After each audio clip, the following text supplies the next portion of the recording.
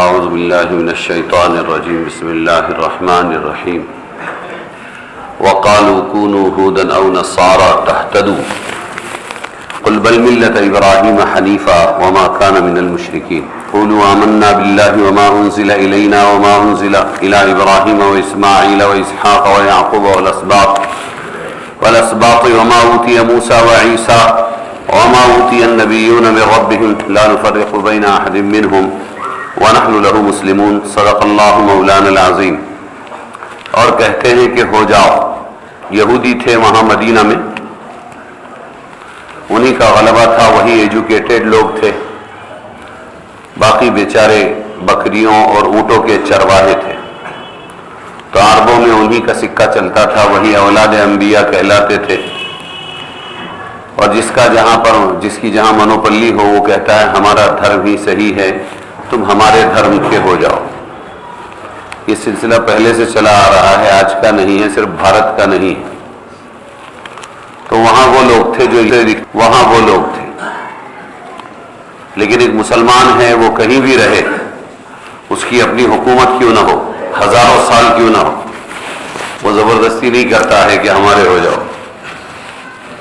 وَقَالُوا كُونُوا هُودًا أَوْ نَصَارَىٰ تَهْتَدُوا، اور کہتے ہیں کہ ہو جاؤ یہودی یا عیسائی، یا تو یہودی بن جاؤ، یہودی کہتے تھے، یا عیسائی بن جاؤ، عیسائی کہتے تھے، تہتدو، تم ہدایت پاؤ گے، پالو گے، راہ راست پالو گے۔ تو کیا فرمایا آپ صلی اللہ علیہ وسلم کو؟ قل، فرما دیجیے اے محمد صلی اللہ علیہ وسلم، ہرگز نہیں، بلکہ ہم کس کو مانیں گے؟ بل ملت ابراہیم حنیفا، بلکہ ہم نے اختیار کی راہ ابراہیم علیہ السلام، ہم نے کس کا راستہ اختیار کیا؟ ملت ابراہیم، ابراہیم علیہ السلام کی راہ ہم نے اختیار کی، جو کہ ایک ہی طرف کا تھا۔ حنیفہ کا مطلب ہوتا ہے ایک ہی طرف کا تھا، یعنی صرف اللہ کے تھے وہ۔ وما کان من المشرکین، اور وہ شرک کرنے والوں میں سے نہیں تھے۔ قولوا آمنا باللہ، تم کہہ دو، اب تک کے اجمالی بات ابراہیمی والے اب اس کی تفصیل کر رہے ہیں۔ ملت ابراہیمی بولے تو کیا؟ ملت ابراہیمی پر ہے، ابراہیم علیہ السلام کی ملت پر ہے، ان کے اسلام پر ہے، کیا مطلب؟ یہ کہہ دو، قولو آمنا، ہم ایمان لائے اللہ پر، آمنا باللہ ایک، وما انزل الینا، اور ہم ایمان لائے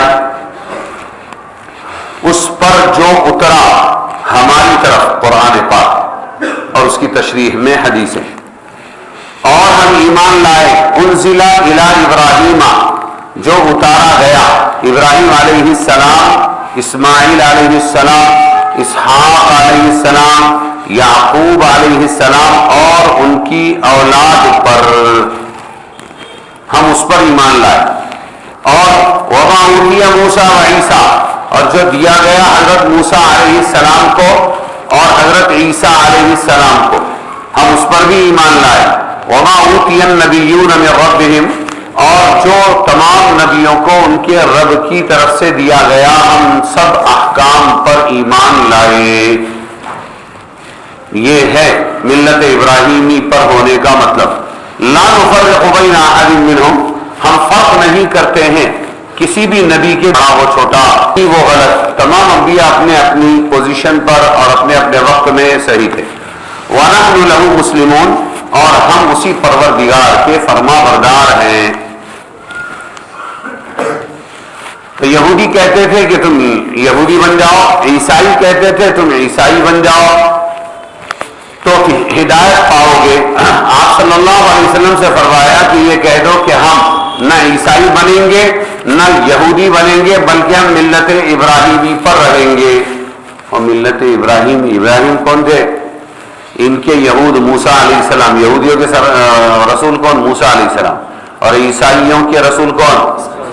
عیسیٰ علیہ السلام۔ ان کے باپ کے باپ کے باپ کے باپ کے لاکھوں نبیوں کے بعد باپ ابراہیم علیہ السلام۔ ہاں، تو ان کو کیسے غلط کہہ سکتے ہیں؟ ہم ان کی ملت پر ہیں، یہ کہہ دو ہے محمد صلی اللہ علیہ وسلم بخلاف یہودیت اور نصرانیت کے.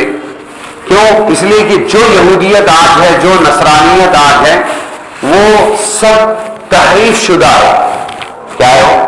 تحریف کا مطلب ہوتا ہے بدل دینا. سب میں کچھ، ہر کتاب میں بدلاؤ آیا ہے. جس کے من میں جیسا آیا ویسا اس نے بدلاؤ کیا اور منسوخ بھی ہو گئے ہیں. وہ آج کا دستور نہیں ہے. وہ جب وہ نبی تھے، آج ہمارے نبی صلی اللہ علیہ وسلم کا دستور ہے. اور ابراہیم علیہ السلام مشرک بھی نہیں تھے. مسلمانوں، یہود و نصارہ کے جواب میں تم نے اجمالاً کہا کہ ہم ملت ابراہیمی پر ہیں. اب اس کی ذرا تفصیل میں یہ کہو کہ ہم ملت ابراہیمی پر ہے، اس کا مطلب کیا؟ ہم ایمان رکھتے ہیں کس پر؟ اللہ پر، ایک اللہ پر، اور اس کے ہر حکم پر، چاہے وہ حکم کس پر نازل ہوا ہو، ابراہیم پر، اسماعیل پر، اسحاق پر، یعقوب پر اور ان کی اولاد. یہ یاد رکھنا، ان کی اولاد، والاسباط پر، اور ان کی اولاد پر، اور عیسیٰ اور موسیٰ کو جو دیا گیا ان سب پر ہم ایمان لاتے ہیں. اور کوئی نبی میں ہم کوئی فرق نہیں کرتے. یہ نہیں کہ ہمارے نبی حق ہے، تمہارے نبی باطل تھے. تم باطل ہو، تمہارا تحریف شدہ بدلا ہوا مذہب باطل ہے، لیکن موسیٰ علیہ السلام، عیسیٰ علیہ السلام تمہارے نبی، ہمارے بھی نبی تھے. وہ اولاد یعقوب کیا کہا انہوں نے؟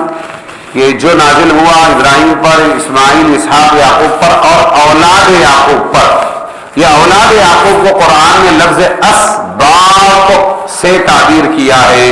یہ جمع ہے سبط کی، جس کے معنی قبیلہ اور جماعت کے ہیں. سبط کے معنی قوس ہے. سبط کے معنی کیا ہے؟ قبیلہ اور اسما. کیوں کہا؟ ان پر بھی کچھ نازل ہوا. ہاں، ان کو سبط کہنے کی وجہ یہ بتائی گئی کہ یعقوب علیہ السلام کے صلبی لڑکے 12 تھے. صلب کہتے ہیں یہ ریڑھ کی ہڈی کو، صلب صاد سے. ہاں، تو صلبی جو ہماری پیٹھ سے پیدا ہوں ان کو کہیں گے صلبی لڑکے، اس لیے کہ پالے ہوئے لڑکے بھی ہوتے ہیں، ریڈی میڈ بچے بھی آ جاتے ہیں تقدیر سے.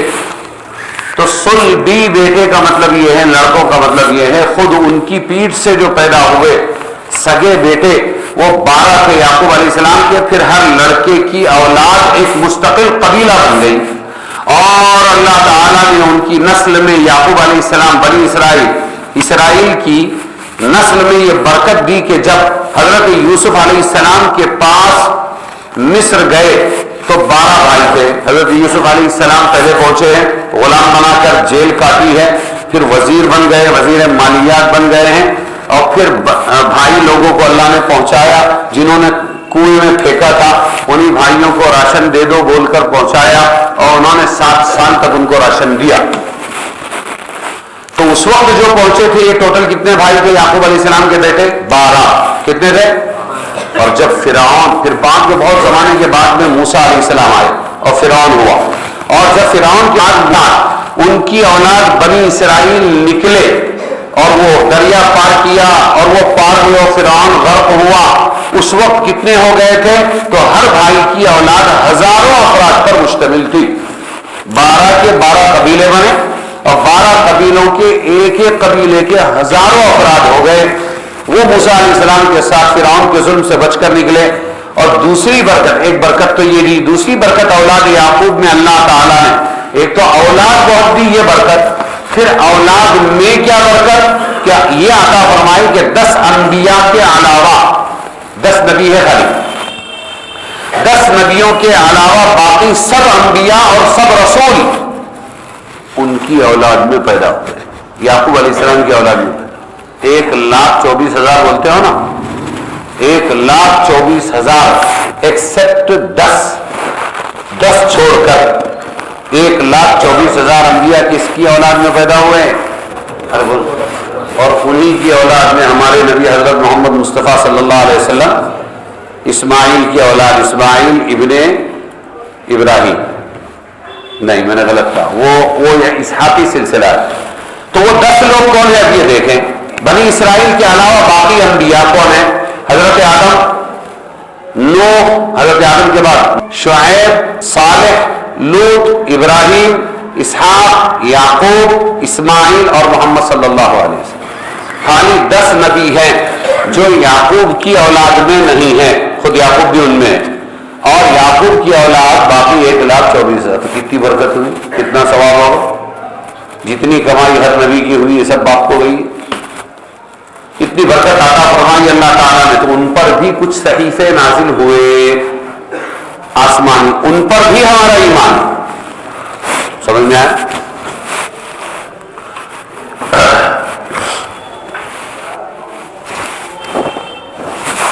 فَإِنْ آمَنُوا بِمِثْلِ مَا آمَنْتُمْ بِهِ.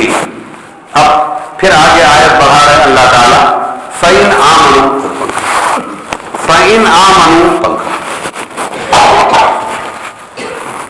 اگر یہ ایمان لے آئے کوئی یہودی لوگ اور عیسائی لوگ جو کہہ رہے ہیں تم بھی یہودی بن جاؤ اور عیسائی بن جاؤ، اگر یہ ایمان لے آئے جس طرح تم ایمان لائے، ملت ابراہیمی والا ایمان. اگر یہ تو گالیاں دیتے ہیں یہودی لوگ، حضرت عیسیٰ علیہ السلام کو گالی دیتے ہیں، ولد زنا کہتے ہیں کہ فلانا فلانا جو ہے اس سے منہ کالا ہوا اور یہ مریم کا اور یہ بیٹا پیدا ہوا ہے، تو گالیاں دیتے ہیں. اور عیسائی لوگ ان کو گالیاں دیتے ہیں حضرت موسیٰ علیہ السلام کو.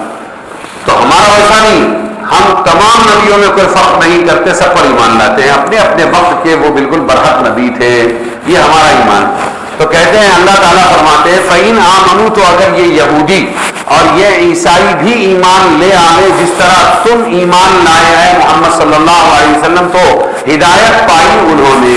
فَقَدِ اهْتَدَوْا فَإِنْ آمَنُوا بِمِثْلِ مَا آمَنْتُمْ بِهِ فَقَدِ اهْتَدَوْا، تو سمجھو کہ انہوں نے بھی ہدایت پائی. وَإِنْ تَوَلَّوْا، اور اگر انہوں نے پیٹ پھیری، جاؤ ان کو مسلمان نہیں بننا ہے، محمد کا کلمہ نہیں پڑھنا ہے، اگر وہ پھر جائیں فَإِنَّمَا هُمْ فِي شِقَاقٍ، تو بے شک یہ لوگ ہیں ضد میں. کس میں؟ ہاں، ضد میں اور اختلاف میں. اور ضد کو شقاق اس لیے کہتے ہیں کہ دونوں فریق اپنی اپنی جگہ ضد میں اڑے رہتے ہیں. شق کا مطلب ہے کنارہ، وہ اس کنارے پر، میں اس کنارے پر، نہ اس سے آیا جاوے اور نہ مجھ سے جایا جاوے. اس لیے شقاق کے معنی اختلاف بھی ہے اور ضد بھی ہے. فَإِنَّمَا هُمْ فِي شِقَاقٍ، حق جانتے ہیں پھر بھی یہ کلمہ نہیں پڑھتے ہیں، یہ لوگ ضد پر ہیں. تو پھر کیا ہوگا؟ فَسَيَكْفِيكَهُمُ اللَّهُ، فَسَيَكْفِيكَهُمُ اللَّهُ، جی سو اب کافی ہے تیری طرف سے ان کو اللہ. سو اب کافی ہے اے محمد صلی اللہ علیہ وسلم. انہوں نے تم کو کہا تم ہدایت پر آؤ، ہم یہودی عیسائی بن جاؤ، اور تم نے کہا تم مسلمان بن جاؤ. اگر وہ نہیں بنتے ہیں مسلمان، ضد پر ہیں، تو اب آپ کو ڈرنے کی ضرورت نہیں. یعنی مسلمان اگر پکا مسلمان بن گیا فَسَيَكْفِيهِمْ، تو اللہ ان کے لیے کافی ہو جائے گا. اللہ کے رسول فرماتے. لیکن کہے کے بعد آیا اصلی پوائنٹ، دعوت کے بعد کہ اس قوم کو تم نے دعوت دی ہے کیا، تب مسلمان کے لیے اللہ کافی ہوگا. دیکھو پر دعوت ہے. فَإِنْ آمَنُوا بِمِثْلِ مَا آمَنْتُمْ بِهِ، اگر وہ لوگ تمہارے جیسا ایمان لے آئے تو ہدایت پائیں گے. کب؟ جب وہ تمہاری دعوت، تم دعوت دو گے. تو حضور نے تو دعوت دی تھی. وَإِنْ تَوَلَّوْا، اگر وہ پھر جائیں تو وہ لوگ ضد پر ہیں، تو گھبراؤ مت ہے اللہ کے نبی، ہم آپ کے لیے، اللہ آپ کے لیے کافی ہو جائے گا. وَهُوَ السَّمِيعُ الْعَلِيمُ، اور وہی ہے سننے والا جاننے والا. صبغۃ اللہ، ہم نے قبول کر لیا رنگ اللہ کا. صبغہ کہتے ہیں رنگ کو. صبغہ، صبغۃ اللہ، یہ مفعول قبلنا صبغۃ اللہ. ہم نے قبول کر لیا اللہ کا رنگ. ومن احسن من اللہ صبغہ، اور اللہ سے بہترین رنگ کس کا ہو سکتا ہے. ونحن له عابدون، اور ہم اللہ کی عبادت کرنے والے، بندگی کرنے والے ہیں. جی.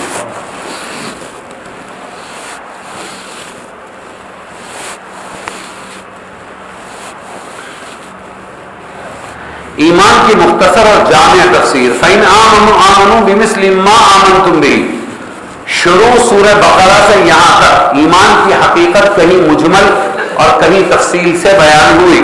اس آیت میں ایسا اجمال ہے جو تمام تفصیلات اور تشریحات پر حاوی ہے، کیونکہ آمنتم کے مخاطب رسول کریم صلی اللہ علیہ وسلم و صحابہ کرام ہیں۔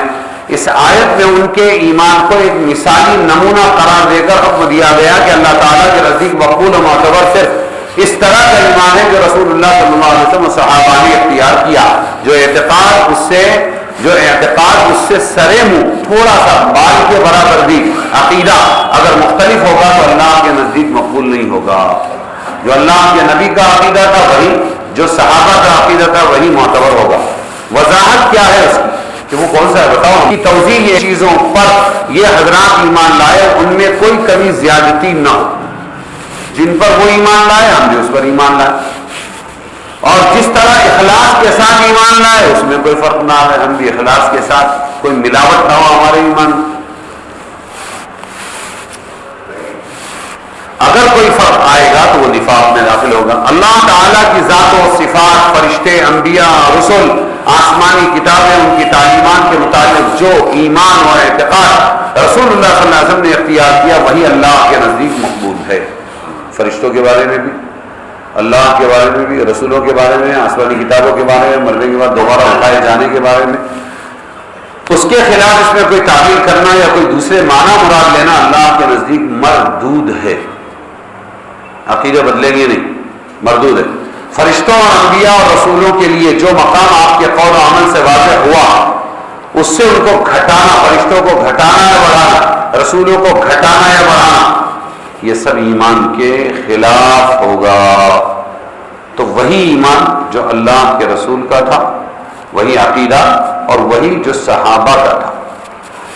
اس توضیح سے ان تمام باطل فرقوں کے ایمان کا خلل واضح ہو گیا جو ایمان کے دعوے دار ہیں مگر حقیقت ایمان سے بیچارے محروم ہیں۔ دعویٰ ایمان ہے کیونکہ زبانی دعویٰ ایمان کا تو بت پرست مشرکین بھی کرتے تھے۔ بت پرست مشرکین جو تھے، بت پوجنے والے، وہ بھی اپنے آپ کو مسلمان کہتے تھے۔ اس لیے ایک بہت بڑے عالم کا ایک بیان تھا ایک زمانے میں جب وہ غیر مسلموں میں محنت کرتے تھے کہ اللہ کے نبی کو مکہ مکرمہ کی سرزمین پر مسلمانوں میں بھیجا گیا تو چوکنا ہوئے سب مسلمانوں میں بھیجا گیا، بھائی مسلمانوں میں بھیجا گیا، ہم کیا بولتے ہیں ہمیشہ؟ ارے بولو نا، کیا بولتے ہیں؟ مشرکین میں بھیجا گیا بولتے ہیں نا۔ وہ دعویٰ ان کا اپنی جگہ بالکل صحیح تھا، میں پورے ہوش کے ساتھ کہہ رہا ہوں، اس لیے کہ وہ اپنے آپ کو مسلمان ہی کہتے تھے اور حضور کو بددین کہتے تھے۔ کیا کہتے تھے؟ وہ بت پرستی کے ساتھ اور شرک کے ساتھ دعوے مسلمان ہونے کا دعویٰ کرتے تھے، سمجھے؟ ہاں جا رہا ہے، آ جاؤ جی۔ کیونکہ زبانی دعویٰ، پھر سنیں اس کو، اس وضاحت سے ان تمام باطل فرقوں کے ایمان کا خلل واضح ہو گیا جو ایمان کے دعوے دار ہیں مگر حقیقت محروم۔ کیونکہ زبانی دعویٰ ایمان کا تو بت پرست مشرکین بھی کرتے تھے اور یہود و نصارہ بھی، اور ہر زمانے میں زندیق و ملحد بھی بے دین کو زندیق کہتے ہیں، بے دین کو ہاں اور ملحد بھی کہتے ہیں، مگر چونکہ ان کا ایمان اللہ پر، رسولوں پر اور فرشتوں پر اور یوم قیامت وغیرہ پر اس طرح کا نہیں تھا جیسا رسول اللہ صلی اللہ علیہ وسلم کا ہے، اس لیے وہ اللہ کے نزدیک مردود اور نامقبول ایمان ہوا۔ یہ بات کرتے کرتے آئے اس پر کہ آج بھی بہت سے مسلمان فرقے اپنے آپ کو مسلمان سمجھتے ہیں حالانکہ ان کے پاس رسول اللہ صلی اللہ علیہ وسلم اور صحابہ والا عقیدہ نہیں ہے، تو معلوم ہوا وہ مسلمان نہیں ہیں۔ تو اب ہم وہ دیکھو سو رہے، تو اب تحیات میں بھی سو رہا ہے جی۔ فرشتہ اور رسول کی عظمت اور محبت میں اعتدال مطلوب ہے، غلو گمراہی ہے۔ غلو کا مطلب ہے بہت زیادہ ڈیپ میں جانا، غلو کرنا۔ مشرکین میں سے بعض نے تو، اب سنو یہ اس سے سمجھ میں آئے گا آپ کے کہ بہت سے مشرکین ہم مسلمان ہیں بول کر کیسے بھٹکے ہوئے ہیں اور کیسے اسلامی عقیدے سے محروم ہے. مشرکین میں سے فرشتوں کے وجود ہی کا انکار کیا. قرآن بڑا بڑا ہے فرشتوں کے وجود کا. فرشتے ہے ہی نہیں. مشرکین نے کیا کہا؟ بہت سے فرشتے ہے ہی نہیں. اور بعد میں کہا ہے لیکن بہت مقدس ہے وہ. فرشتے ایسے ویسے تھوڑی، فرشتے اللہ کی بیٹیاں ہیں. کیا کہا؟ کیا کہا انہوں نے؟ بعد میں تو انکار ہی کر دیا کہ فرشتے ہے ہی نہیں. بعد میں ان کو خدا کی بیٹیاں بنا دیا. اور دونوں کی تردید بمثل ما آمنتم نے بمثل ما آمنتم به سے ہو گئی. یہ بھی غلط جو انکار کر رہے ہیں فرشتوں کا، اور یہ بھی غلط جو بیٹیاں بنا رہے ہیں. تو اتنا گھٹایا کہ انکاری کر دیا، اتنا بڑھایا کہ بیٹیاں بنا دیا. کس کی؟ اللہ کی. اور اللہ کہتا ہے لم یلد ولم یولد. اللہ صمد، نہ جنا ہے نہ جنا گیا ہے. یہود و نصارہ کے بعض گروہوں نے اپنے پیغمبروں کی مخالفت نافرمانی کی حتیٰ کہ قتل کر دیا. کیا کر دیا؟ وَيَقْتُلُونَ الْأَنْبِيَاءَ. قرآن میں یہود و نصارہ یہ دونوں فرقے ایسے ہیں کہ انہوں نے اپنے پیغمبروں کی مخالفت کی. نہیں مانتے تمہاری بات. اور مخالفت میں بعض لوگ اتنے دشمنی میں آگے بڑھ گئے کہ انہوں نے بعض کو قتل بھی کر دیا. نبی کو قتل کیا. کس کو قتل کیا؟ یہ ایک فرقہ ہوا. اور بعض گروہوں نے ان کی عزت و عظمت کو اتنا بڑھایا کہ خدا یا خدا کا بیٹا یا خدا جیسا بنا دیا. وقالت الیہود عزیر ابن اللہ وقالت النصارى مسیح ابن اللہ. ثالث ثلاثہ، اللہ تین ہے، تین سے مل کر ایک اللہ بنتا ہے. اس میں سے عیسیٰ ثالث ثلاثہ ہے، third part of the God. آپ کا اللہ کون ہے؟ عیسیٰ علیہ السلام. یہ کہا یہودیوں نے کہا عزیر ابن اللہ. عزیر کو کیا سمجھتے ہو؟ اٹھا. عزیر کو کیا سمجھتے ہو؟ ادھر دھیان دو، میری طرف دھیان دو اور استغفار کرو. یہ خلق تمہاری بے توجہی کی وجہ سے. تم اگر ایک دوسرے کو دائیں بائیں جگاتے رہو تم یہ سبق میں خرابی نہ ہو. جی تو کہا کہ عزیر کیا ہے؟ عزیر کو کیا سمجھتے ہو؟ عزیر ارے بولو نا، اللہ کے بیٹے ہیں. اتنا بڑھایا یا خدا بنا دیا، خدا کا بیٹا. یہ دونوں قسم کی افراط گھٹانا، افراط بڑھانا، تفریق گھٹانا، یہ دونوں قسم کی افراط و تفریق ضلالت و گمراہی قرار نہیں سکتی. اگر میں بھول جاؤں تو یاد دینا. حضور صلی اللہ علیہ وسلم کے بارے میں کچھ بولوں گا. ٹھیک. شریعت اسلام میں رسول کی عظمت و محبت فرض ہے. دیکھو ہاں، دین کیوں سیکھنا چاہیے، قرآن کیوں سیکھنا چاہیے، علماء کی صحبت میں کیوں رہنا چاہیے؟ کہ شریعت اسلام میں رسول کی عظمت و محبت فرض ہے. رسول سے کیا ہونا چاہیے؟ ہم سب کو محبت اور ان کی عظمت ہونی چاہیے. اس کے بغیر ایمان ہی نہیں ہوتا. کیونکہ لا الہ الا اللہ کے ساتھ کیا جڑا ہوا ہے؟ محمد رسول اللہ. صرف لا الہ الا اللہ سے ایمان پورا نہیں ہوتا. مگر رسول کو کسی صفت علم یا قدرت وغیرہ میں اللہ تعالی کے برابر کر دینا گمراہی اور شرک ہے. کیا ہے؟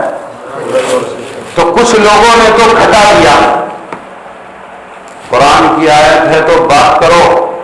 ہم قرآن کی آیت سے کم نہیں مانتے، یعنی حدیث نہیں مانتے. نعوذ باللہ. کیا بولتے ہیں؟ انہوں نے گھٹا دیا حضور صلی اللہ علیہ وسلم.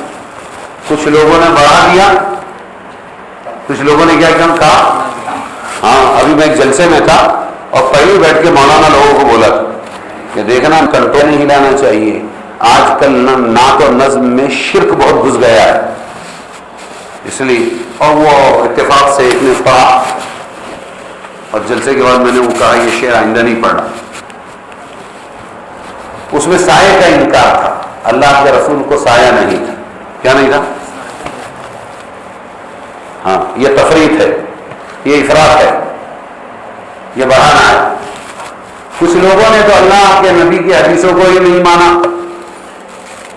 اور بہت سے لوگوں نے انکار کیا. جیسے دوسرے لوگ انکار کرنے والے.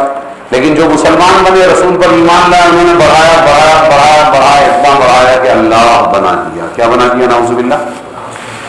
ہاں, مدینہ کی مسجد کے منبر کے اوپر بغیر عین کا ایک عرب ہم نے دیکھا. یہ شعر ہے, ایسے اشعار ہے بہت سے.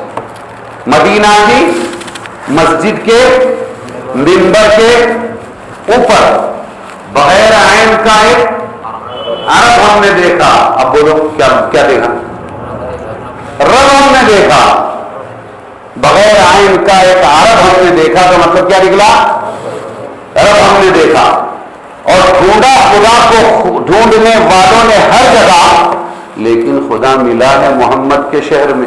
سن میں ہر چیز میں سے کچھ نہ کچھ پاتا ہوں, عبرت کی نگاہ لے کے چلتا ہوں.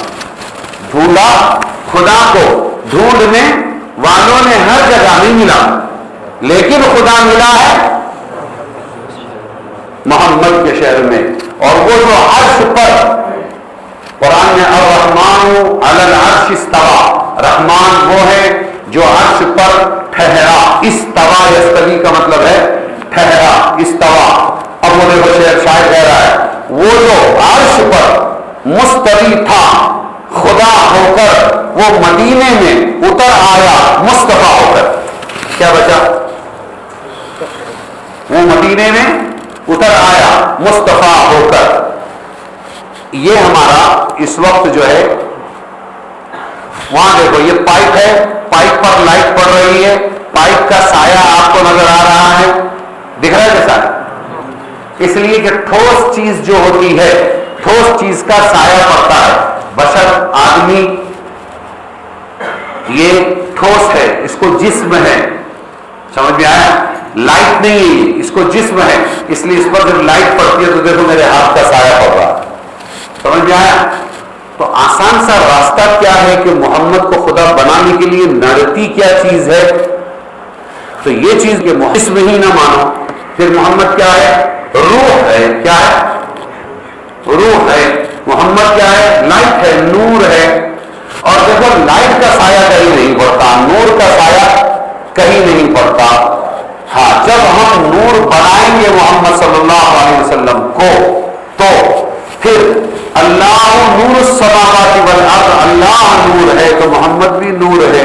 وہ جو اللہ تعالیٰ کا کیا نور تھا, اس کو دنیا میں لانا تھا تو مجبوری میں ایک جسم محمد دے دیا گیا. کیا دے دیا گیا؟ پھر بھی محمد کا سایہ نہیں پڑتا تھا. سایہ نہ پڑنے کے پیچھے یہ برا عقیدہ ہے کہ سایہ تسلیم کر لو تو جسم تسلیم ہوگا, اور جسم تسلیم کر لو تو محمد کو اللہ نہیں بنا سکیں گے. نعوذ باللہ ثم نعوذ باللہ. ارے کچھ سمجھ میں آئی گی نہیں بات؟ ہاں, اس لیے ہمارے حافظ صاحب کے مدرسے میں پہنچا, پرانے تھے, اچھے حافظ تھے, مدرسہ چلاتے تھے. انہوں نے بلایا بچے نعت سناؤ, تو اس نے سنایا نعت. اور وہ نعت میں نے اس سے پہلے بھی آپ کو ایک دو مرتبہ سنایا ہوگا شاید. پہلا شعر کیا ہے؟ یا حبیبی, ہاں, یا مزمل, یا مزمل نور مجسم, یا حبیبی یا مولائی, تنویر جمال محمد, ویر خدائی. میں نے کہا حافظ روک دو اس کو, اور آئندہ پڑھنے بھی مت دو, یہ شرک ہے. بولے کیسے؟ اتنی اچھی نظم, آواز اچھی ہو جانے سے, ترنم اچھا ہو جانے سے یہ چیز بھی اچھی ہو جاتی ہے. میں نے کہا وہ سنو, یا مزمل, اے مزمل, نور مجسم. کیا ہے؟ نور کو جسم, نور کو کبھی جسم ملتا ہی نہیں, ایک محمد کو ہی پکڑ کے جسم دے دیا. حالانکہ اللہ نے فرمایا تھا قرآن میں صاحب, کہہ دیجئے محمد صلی اللہ علیہ وسلم, انما, بے شک میں, انا بشر مثلکم, میں بشر ہوں تمہاری طرح. آمینہ سے پیدا ہوئے, ماں آمینہ ہے, باپ عبداللہ ہے, اور دادا عبد المطلب ہے. پھر آپ نے شادی کی ہے, پھر آپ سوتے بھی تھے, جاگتے بھی تھے, کھاتے بھی تھے, ضرورت کے لیے پیشاب پاخانے کے لیے بھی جاتے تھے, آپ کی اولاد بھی پیدا ہوئی. یہ تمام ثبوت ہے اور دلائل ہے آپ کی بشریت کے اور سب سے بڑی سند ہے قرآن کو فرما دیجیے محمد صلی اللہ علیہ وسلم انما بے شک انا میں بشر ہوں مثلکم تمہاری طرح. یہاں کے جذبہ محبت جوش ہماری طرح. ارے ہاں بھائی پیدائش میں حالات میں نرمی میں گرمی میں سردی میں تمہاری طرح مرتبے میں بہت اونچے. سب بزرگ تو یہ قصہ مختصر اور محمد صلی اللہ علیہ وسلم کا کمال بشر ہو کر رسول بننے میں ہے. بشریت سے خارج ہو کر فرشتے بھی ہیں لیکن فرشتوں کا وہ مقام نہیں جو حضور صلی اللہ علیہ وسلم کا ہے. اور تم تو اللہ ہی بنا رہا ہے. سمجھے کہ نہیں؟ ہاں اے مزمل آپ نور مجسم ہو یعنی اللہ تھے آپ کو جسم دے کر یہاں بلایا ہے دنیا میں لایا ہے. یا حبیبی اے میرے محبوب یا مولائی اے میرے آقا. آپ کون ہو؟ تنویر جمال محمد صلی اللہ علیہ وسلم کے نور کا جمال محمد صلی اللہ علیہ وسلم کے جمال کا نور. یہ کیا ہے اصل میں؟ تصویر جلال خدائی. یہ تصویر پکچرائز ہے. یہ پکچر ہے کائے کا جلال خدائی اللہ کے جلال. وہ جلال کو اس کو جمال بنا کر محمد صلی اللہ علیہ وسلم کو بھیجا گیا. اور سنو اللہ کے پلو میں وحدت کے سوا کیا ہے؟ لے لیں گے محمد سے جو کچھ ہمیں لینا ہے. نعوذ باللہ ثم نعوذ. یہ خاص مضمون اسی لیے آیا ہے کہ شریعت اسلام میں رسول کی عظمت و محبت فرض ہے. اس کے بغیر ایمان ہی نہیں ہوتا. مگر رسول کو کسی صفت علم صلی اللہ علیہ وسلم عالم الغیب.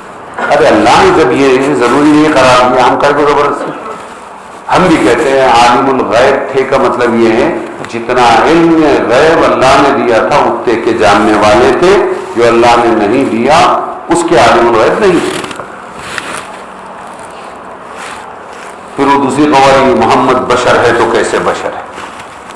محمد بشر ہے وہاں لانے کا خود بھی ادھر ادھر کے کس سے ٹھوکرے گا کہ حضور صلی اللہ علیہ وسلم کو غیب کی بات معلوم ہوئی پھر محمد بشر ہے تو کیسے بشر ہے؟ مگر رسول کو کسی صفت علم یا قدرت یعنی اللہ کے رسول کچھ بھی کر سکتے لے لیں گے محمد سے جو کچھ ہمیں لینا ہے یا قدرت وغیرہ میں اللہ کے برابر کر دینا گمراہی اور شرک ہے.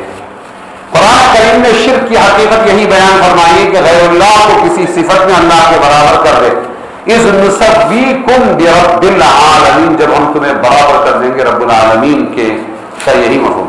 آج بھی جو لوگ رسول اللہ صلی اللہ علیہ وسلم کو عالم الغیب اور خدا کی طرح ہر جگہ موجود اور حاضر و ناظر کہتے ہیں یہ سمجھتے ہیں کہ ہم حضرت صلی اللہ علیہ وسلم کی عظمت و محبت کا حق ادا کر رہے ہیں حالانکہ وہ خود اللہ کے رسول کے حکم کی اور عمر بھر کی محنت عمر بھر کی کوششوں کی صریح مخالفت کرتا ہے. اللہ کے نبی ہو رسول ہو صحابہ ہو بزرگان دین ہو اولیاء کرام ہو پیر ہو جو بھی ہو یہ سب نے جتنی کوشش کی ہے وہ یہ کہ بندے اللہ سے جڑے اپنے آپ کو فنا کر دیا. اور مصیبت یہ ہے کہ قوم نے انہی کو اللہ کر دیا. اس آیت میں ان کے لیے بھی سبق ہے کہ حضرت صلی اللہ علیہ وسلم کی عظمت و محبت اللہ کے نزدیک ایسی ہی مطلوب ہے جیسے صحابہ کے دل میں آپ کی تھی. اس سے کبھی بھی جرم ہے اور اس میں زیادتی بھی جرم ہے. رسول کی محبت جو صحابہ کے دل میں تھی وہ صحیح ہے. اس سے کم کرنا بھی ارے بولا گناہ اس سے زیادہ کرنا بھی گناہ اس سے کم کرنا بھی گناہ. پہلا مسجد نبوی ذرا زور سے بات کرتا حضرت عمر بلاتے کہاں کے ہو تو فلانی جگہ کے یہاں کے ہوتے تو تمہیں مار مار کے عبرت بنا دیتا. اللہ کے رسول کے روضے کے پاس تم آواز بلند کرتے ہو لا ترفعوا اصواتکم فوق صوت النبی. زندگی میں بھی بلند مت کرو اور وفات ہو جانے کے بعد بھی مت کرو.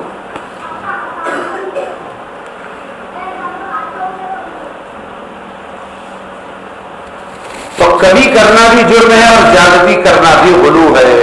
یہ نہیں کہ بخش دیے جائیں گے. صحابہ آئے دوسرے ملکوں سے کہ وہاں کے بادشاہوں کے سامنے سجدہ کرتے ہوئے دیکھا ہم نے ان کی قوموں کو تو ہم نے سوچا ہمارے نبی تو برحق ہے زیادہ سجدے کے لائق تو یہ لاؤ ہم آپ کو سجدہ کرے، فرمایا بالکل نہیں، اللہ کے سوا کسی کو سجدہ جائز نہیں۔ اگر میں اجازت دیتا تو بیویوں سے کہتا اپنے شوہروں کو سجدہ کرو، وہ اس کے لائق، لیکن اجازت نہیں، تو نہ بڑھانا نہ گھٹانا۔ صحابہ نے یہ کیا، ہم کو بھی وہی کرنا۔ ہاں، نبی اور رسول کی اختراعی قسمیں، ذلی، بروزی، لغوی، سب گمراہی۔ اسی طرح جن فرقوں نے رسول اللہ صلی اللہ علیہ وسلم پر ختم نبوت کا انکار کر کے نئے نبی کے لیے دروازے کھولنا چاہے ہیں اور قرآن کریم کی واضح تصریح خاتم الانبیاء کو اپنے مقصد میں حائل پایا، انہوں نے رسول اور نبی کی بہت سی قسمیں اپنی طرف سے اختراع کر لی، جن کا نام نبی ذلی، نبی بروزی وغیرہ رکھ دیا۔ ان کے لیے گنجائش نکالنے کی کوشش کی۔ اس آیت نے ان کے دجل اور گمراہی کو بھی واضح کر دیا، کیونکہ رسول اللہ صلی اللہ علیہ وسلم اور صحابہ کرام کے ایمان بالرسل میں کسی ذلی بروزی کا کہیں نام و نشان نہیں ہے۔ یہ زندقہ الحاد ہے۔ یہ کیا مطلب سمجھانا چاہتے ہیں؟ اللہ کے نبی کو اپنے مقام پر رکھو، نبی پر لا محمد رسول اللہ بول کر ایمان لاؤ، اور آپ صلی اللہ علیہ وسلم کو خاتم النبیین سمجھو۔ ما کان محمد ابا احد من رجالکم ولکن رسول اللہ و خاتم النبیین۔ قرآن میں ہے کہ اللہ کے رسول خاتم النبیین ہیں، نبیوں کی مہر ہے، ہر نبی کو انہی کی مہر سے نبی بنایا گیا۔ دوسرا مطلب خاتم النبیین، ختم کرنے والے نبوت کو، ان کے بعد کوئی نبی آنے والا نہیں قیامت تک کے، اب امت ہی ان کا کام کرے۔ اب اس میں بہت اچھا شارٹ کٹ ڈگری پیسے بنانے کے لیے، آج کے زمانے میں دوسری ہے، سب دوسرے راستے ہیں شارٹ کٹ میں پیسہ کمانے میں، چوری ماری ڈاکے میں۔ اس زمانے میں ایک بہت بڑا، جب سکہ اسلام کا چل رہا تھا، عالم میں مسلمان زیادہ تھے، تو اس زمانے میں ایک سکہ تھا، اور وہ یہ تھا کہ شارٹ کٹ میں نبوت کا دعویٰ کر دو۔ کیا کر دو؟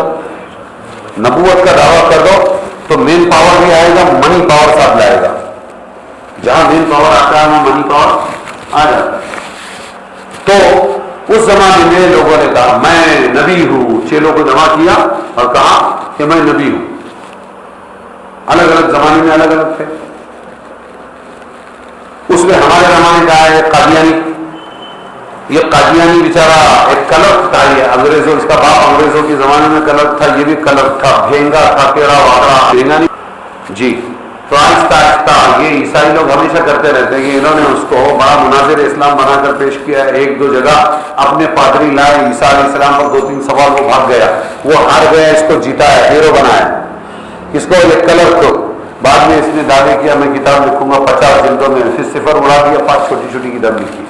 وہ ایک لمبی چوڑی داستان ہے جس کے بارے میں کہا تھا لوگوں نے کہ عجب الٹا زمانہ ہے، عجب الٹی روانی ہے کہ معمولی کلر کو ہمیں نبی بننے کی ٹھانی ہے۔ ہاں، تو یہ بیچارے ایسے لوگ پیدا ہوئے، اب وہ گمراہ کیسے کریں؟ اس لیے کہ امت تو خاتم النبیین پر ایمان لانے والی، تو یہ کہ نہیں اصل میں میں ذلی نبی ہوں۔ کیا ہوں؟ ظل یظل کا مطلب کیا ہوتا ہے؟ سایہ۔ کیا ہوتا ہے؟ ہاں، اور سلطان کو ذل اللہ علی الارض بولتے ہیں، سلطان اللہ کا سایہ ہوتا ہے زمین۔ سمجھ میں آیا؟ تو ذل کا مطلب ہے سایہ۔ میں نبی محمد مصطفیٰ نہیں ہوں، میں ان کا سایہ بن کر آیا ہوں۔ سمجھ میں آیا؟ پڑوا کیا بولوں؟ ارے مراٹھی میں کیا بولوں؟ بھاگنے کا رستہ پڑوا۔ ہاں، تو یہ کہ میں ذلی نبی ہوں تاکہ مار سے بھی بچے اور اپنی دعوت بھی چلا۔ بروز یا بروزو کا مطلب ہے ظاہر ہونا، تو بروزی نبی کا مطلب یہ ہے کہ اصل میں وہی تو نبی تھے، لیکن اس کے بعد ان کے پیغامات کو عام کرنے کے لیے، مجھے ظاہر کرنے کے لیے بھیجا گیا، تو میں انہی کے دین کو ظاہر کرنے کے لیے بروزی نبی ہوں۔ کیا ہو؟ ہاں، بروزی نبی۔ تو وہ بتا رہے ہیں کہ اس میں الفاظ کی توڑ مروڑ کر کے کوئی بھی نبوت کا دعویٰ کرے تو وہ قبول نہیں، اس لیے کہ اللہ کے صحابہ، اللہ کے رسول کے صحابہ نے جو ایمان لایا وہ خالص محمد رسول اللہ پر لایا، خاتم النبیین پر لایا، نہ ذلی پر لایا نہ بروزی پر۔ یہ ڈیفینیشنز اور یہ تعریفیں ہمارے یہاں بالکل نہیں ملتی۔ جب صحابہ کے یہاں یہ عقیدے اور یہ ایمان نہیں ہے رسول اللہ پر، ہم بھی ایسے کسی ذلی بروزی کو نہیں مانتے۔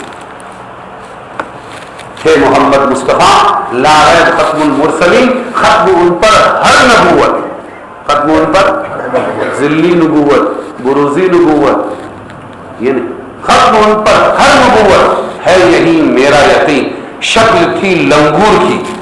یہ میری نظم تھی، میں دارالعلوم دیوبند میں جب پڑھتا تھا ہمارے کیمپس لگتے تھے، کیمپ، تو اس میں ہم روزانہ ایک نظم میری پیش کرتا تھا میں رد قادیانیت پر. تو شکل تھی لنگور کی، چاہت تھی دل میں خون کی، کانوں کو سوجھی دور کی، خود ہو گیا دوزخ مکی. مرزا کی طرح کوئی نہ پیدا ہوا بدذات، مرزا کا فقط بلحوث و طالب لذات، ذلی ہو بروزی ہو کہ بولی ہو برادی، ہے ہاتھ ہے مرزا تیری ہر بات پہ ہے یار. اللہ نے اس کو سنڈا کیوں بول دی؟ کس کو؟ مرزا. الگ ٹاپک ہے، پھر کبھی بیان کریں گے. اسی طرح جن فرقوں نے رسول اللہ صلی اللہ علیہ وسلم پر ختم نبوت کا انکار کر کے نئی نبی کے لیے دروازے کھولے اور قرآن کریم کی واضح تصریح خاتم النبیین کو اپنے مقصد میں رکاوٹ پایا، تو انہوں نے رسول و نبی کی بہت سی قسمیں اپنی طرف سے گڑھ لی، جن کا نام نبی ذلی، نبی بروزی وغیرہ رکھ دیا اور ان کے لیے گنجائش نکالنے کی کوشش کی. یہ آیت جو ابھی بیان کی گئی ان کے دجل و گمراہی کو بھی واضح کر دیتی ہے، کیونکہ رسول اللہ صلی اللہ علیہ وسلم اور صحابہ کرام کے ایمان بالرسل میں کسی ذلی و بروزی کا کہیں نام و نشان نہیں. یہ کھلا ہوا زندقہ اور الحاد ہے. تھوڑا سا مضمون اور ایک دو تین آیتیں باقی رکھتے ہیں، انشاءاللہ ہمارا پہلا پارہ اگلے ہفتے ختم ہو جائے گا. اس موقع پر ہمارے عابد بھائی بول رہے تھے کچھ مٹھائی کا کچھ دعوت کا بندوبست کریں گے انشاءاللہ. خوشی کی بات ہے.